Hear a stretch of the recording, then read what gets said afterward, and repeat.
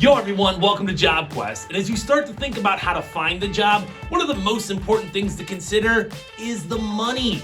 And that's what today's all about, so let's get your bag.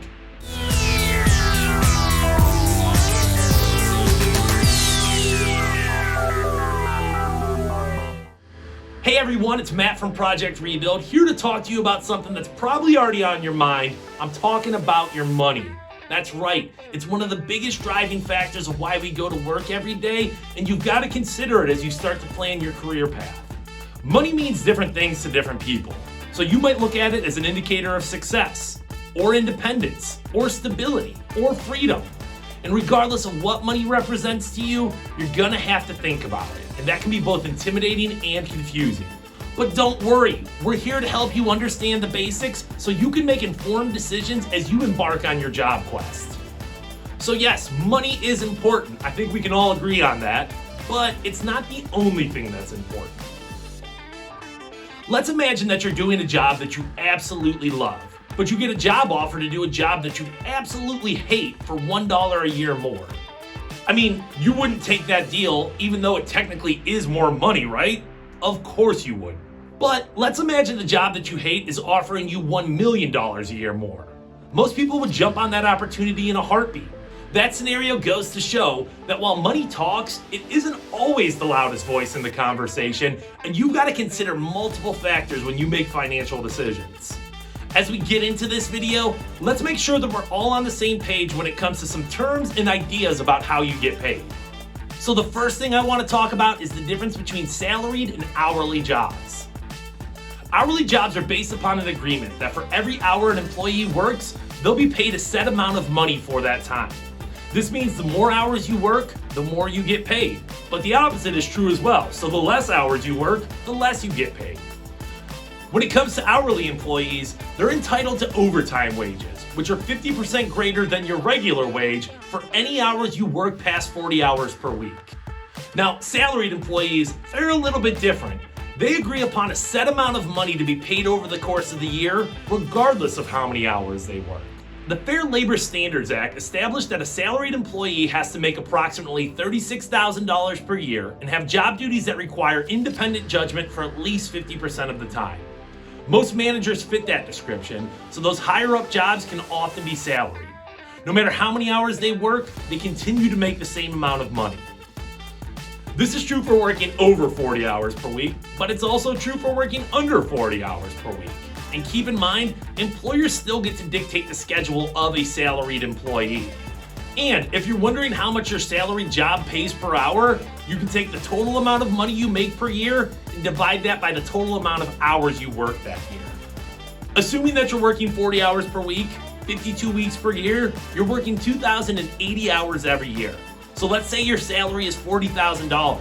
We can divide that by 2,080 and come up with $19.23 per hour. But you gotta remember, if you're a salaried employee and you end up working 50 hours per week, that's gonna drive your hourly wage down without actually impacting your end of year total. But the same can be said if you end up with 4 weeks of vacation. That's not gonna impact your yearly total either. So some of the key differences are that salary jobs are guaranteed wages, but hourly jobs are going to fluctuate based on how many hours you work. With a salary job, you're not getting paid overtime. An hourly job, you get paid time and a half for anything beyond 40 hours. Salary jobs are more likely to offer benefits, where hourly jobs might not give you those perks. A salary job also can make it harder to separate work and life. You might feel obligated to go in early and stay late, or you might want to check your emails from home. With an hourly job, you can clock out and know that you're done. Salary jobs tend to offer more security though, because if you're an hourly employee and business is down, they can just cut your hours. Now, while salary jobs and hourly positions tend to be the most common, they're not the only way that people are compensated. Commission-based jobs are basically the more you sell, the more you make. Now, the flip side of that is true as well. The less you sell, the less you make. Some commission-based jobs have a salary attached to them, while others are 100% based on your sales. Along with commission-based jobs, there's also independent contractor jobs, which are sometimes called 1099 positions. The idea behind those is you're not actually an employee of the company, they're just hiring you to do one specific job.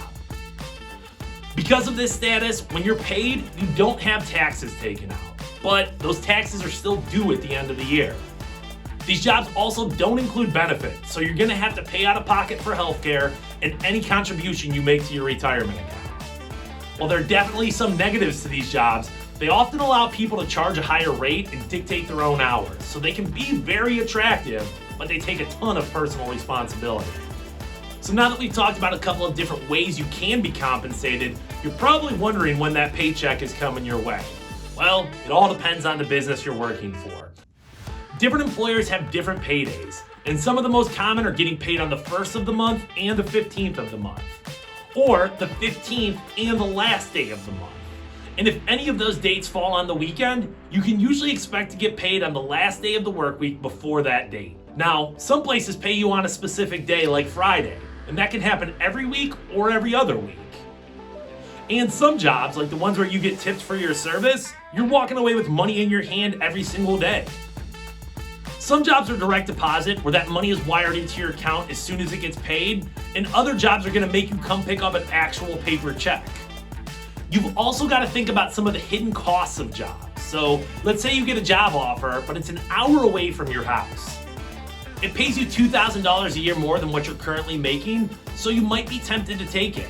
But consider the drive is going to cost you extra gas, you'll need more frequent oil changes, and that's an extra 2 hours out of your day every single day you work. So if you do the math, it might not seem like the raise that you thought it was. These hidden costs can also show up if you need additional training or schooling in order to get that job. So let's say you end up going $60,000 in debt to go to school, and you end up with a job that only pays you $1,000 more than what you were currently making. That doesn't seem like a very good return on investment. But the opposite can also be true. Let's say you go $12,000 in debt, but the new job you get pays you $10,000 a year more. That makes financial sense. So no matter how or when you get paid, you've got to take ownership of your money.